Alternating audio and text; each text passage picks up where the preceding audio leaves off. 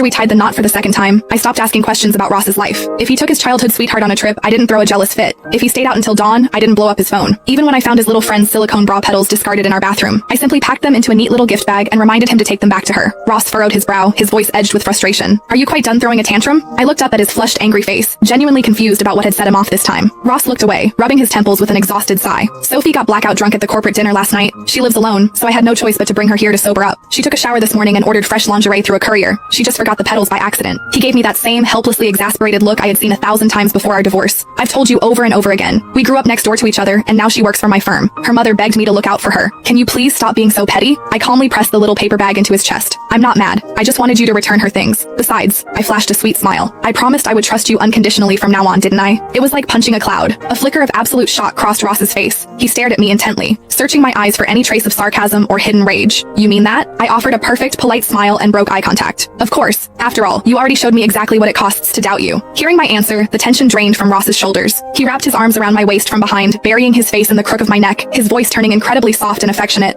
Fiona, since you came back to me, you've been so wonderfully well behaved. Come to the company gala with me tonight, please. I brushed him off effortlessly. I think I'll pass. You always hated mixing business with your private life. I'd only get in the way. Before I could finish, the arm around my waist tightened like a vice. Ross's voice was perfectly level, stripped of all emotion. But my instincts instantly picked up on his displeasure. You used to cling to me everywhere I went. You used to say you had to supervise me to make sure no other women got too close. I let out a soft laugh, turning around to cup his face. Like you said, that was the old me. I trust you now. There's no need to play the jealous wife. His expression darkened instantly. He opened his mouth to say something else, but I ignored his shifting mood and leaned in, my tone dripping with honey. Plus, a friend already asked me to go shopping and catch a movie tonight. I can't cancel on him now. Honey, could you wire $1 million to my account? Ross didn't say a word. He just stared at me, his eyes swirling with dark, complicated emotions. After a long moment, a humorless chuckle escaped his lips. Fine. He was about to say something else, but the electronic lock on the front door suddenly beeped and clicked open. Sophie strutted into the foyer wearing a skirt so short it bordered on scandalous. Her face morphed into a mask of exaggerated surprise. Oh, Fiona, you're back. Since you and Ross just signed the remarriage papers, I totally didn't expect you to move back in so fast. Ross glared at her, dropping his hands from my waist, barging in here without knocking. Do you need something? Sophie immediately bounced over to him, grabbing his arm with a sickly sweet pout. The gala is tonight and I still haven't picked out my dress. Come with me to the VIP boutique to help me choose. Please? Ross didn't answer her. Instead, his gaze locked entirely on me, waiting for my reaction. I simply picked up my designer bag from the sofa and strolled casually toward the door. My friend is texting me to hurry up. I'll leave you two alone. I hate playing the third wheel. With my hand on the doorknob, I paused and popped my head back inside. Oh right,